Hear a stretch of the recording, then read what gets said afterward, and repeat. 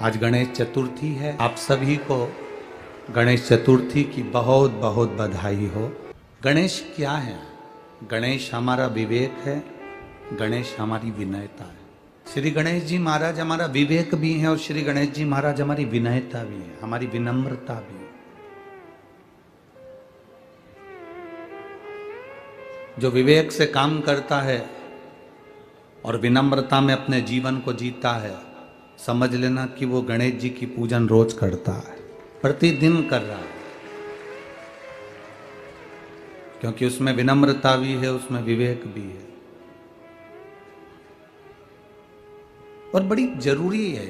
विनम्रता अगर नहीं है आपके भीतर में तो आप परमात्मा को प्राप्त नहीं कर सकते।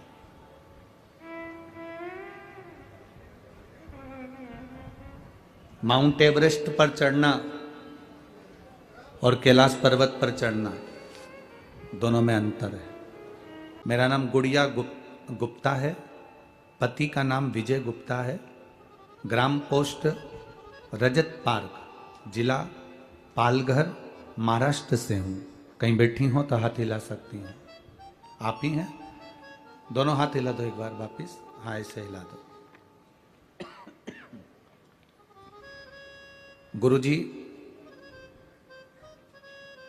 मेरे बाबा का मैं क्या गुणगान करूं।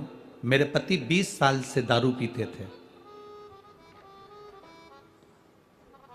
20 साल से मेरे पति दारू पीते थे। मैं बहुत परेशान थी गुरुजी। फिर मेरी सहेली के घर पर गई थी तो सहेली बोली, सियोर वाला महाराज की कथा आती है आस्था चैनल पर, टीवी के सामने बैठकर तू संकल्प कर। टीवी के सामने एक आसन लगाकर बैठ जाना, सोफे पे बैठे तो सोफे पे बैठ जाना, पलंग पर बैठे तो पलंग पर बैठ जाना, पर बैठना जब तक कथा चले तब तक बैठकर संकल्प लेकर सुनना। और मैंने कथा सुनना प्रारंभ करी। 20 सितंबर 2022 से मैंने आपकी कथा पहली बार सुनी थी। 20 साल से मेरा पति दारू पी रहा है और मैं 20 सितंबर 2022 को पहली बार आपकी कथा टीवी पर सुनी, जिसमें आपने पशुपतिनाथ के व्रत का वर्णन किया।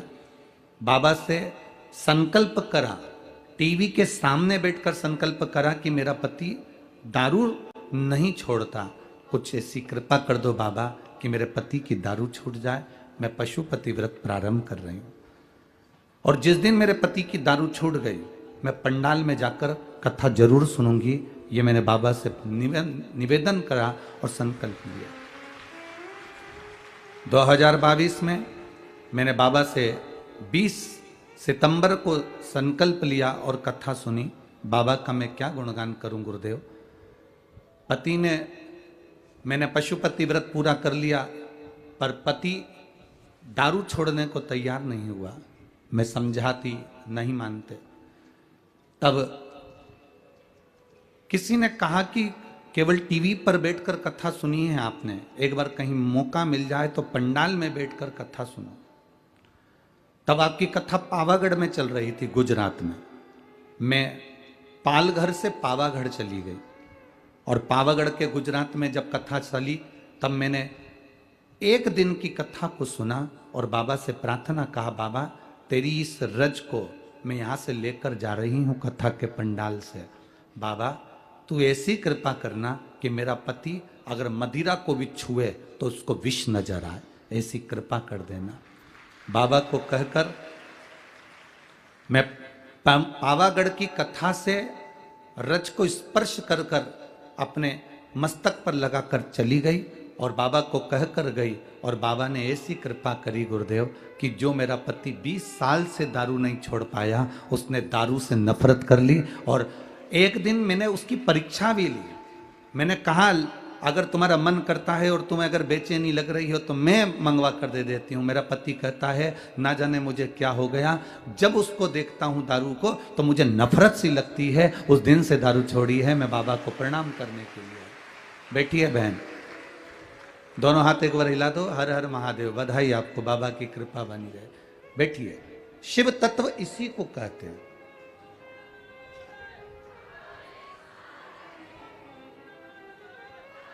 शंकर की करुणा, शंकर की उदारता, शंकर की दया इसी को कहते हैं। आप किस भाव से आए हो, हमको नहीं मालूम है कि तुम्हारे दिल में क्या चल रहा है, तुम्हारे हृदय में क्या चल रहा है।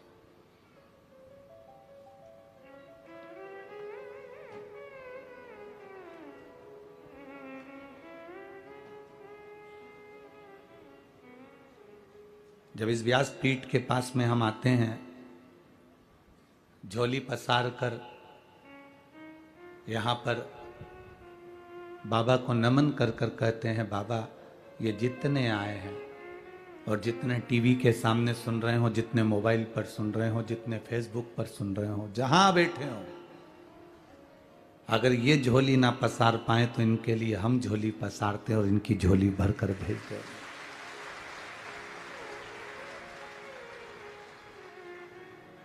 आप दिल से अगर उसको पुकार रहे हो, आप दिल से उससे निवेदन कर रहे हो, तो वो दिल से सुनता है।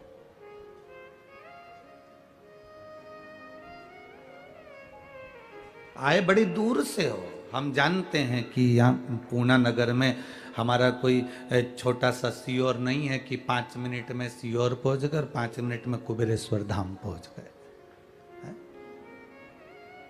5 मिनट में रेलवे स्टेशन पहुंच गए, 5 मिनट में बस स्टैंड पहुंच गए। हमारा सीहोर नहीं है, बहुत छोटा है हमारा सीहोर। सीहोर छोटा है पर मेरा बाबा मोटा है।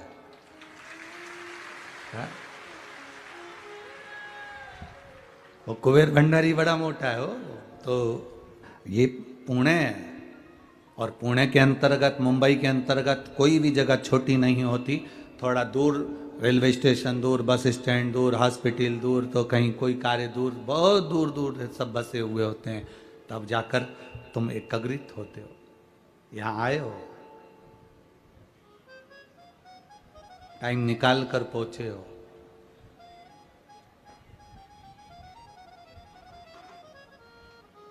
तुमने तुम्हारी पड़ोसन की लड़की की शादी में अगर काम किया है, तो तुम्हारी पड़ोसन तुम्हारे घर की लड़की की शादी में भी काम करेगी। तुम अगर यहां तक आए हो तो वो भी तुम्हारे दरवाजे तक पहुंच ही जाएगा, भले दूर हो, कितना भी दूर हो, वो पहुंचेगा।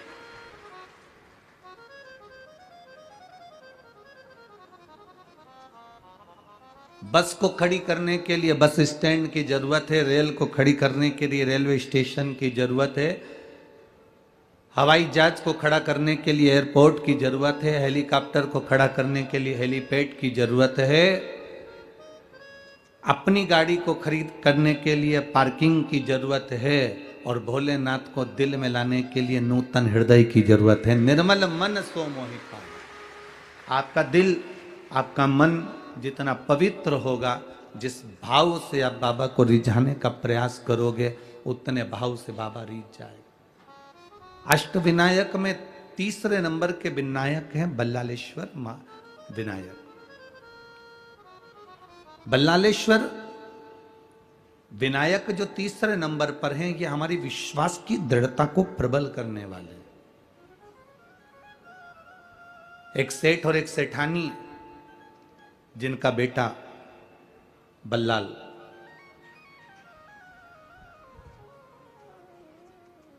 अब विश्वास देखिए कैसी प्रबलता लाता है, भरोसा देखिए कितनी प्रबलता लाता है। छोटा सा बेटा, अब कौन बोले सेठ जी को कि तुम्हारा जो बेटा जन्म लिया है, उस समय पर तुम्हारी जो धर्म पत्नी थी वो शिव की आराधना में लगी रहती थी, शंकर के गुणगान में लगी रहती थी, और वो अर्धांगिनी सेठ जी की जो धर्म पत्नी थी, वो भगवान शिव जी से हमेशा एक ही बात मांगती थी कि कुछ ऐसी कृपा करना, मेरा जो बेटा जन्म ले वो आपकी सेवा में, आपकी भक्ति में, शिव की भक्ति में, गणेश की भक्ति में, देवी की भक्ति में, भगवान की भक्ति में लगा रहे। एक तुम हो और एक वो सेठानी, दोनों में अंतर है। आज के जमाने में नारी का अगर गर्भ ठहरता है ना, तो वो पहले से विचार करती है मेरे बेटे को मैं डॉक्टर बनाऊंगी, दूसरा सोचता है मेरे बेटे को इंजीनियर बनाऊंगी, तीसरा सोचता है मैं अपने बेटे को कलेक्टर बनाऊंगी। है आज के ज़माने में इस पढ़ाई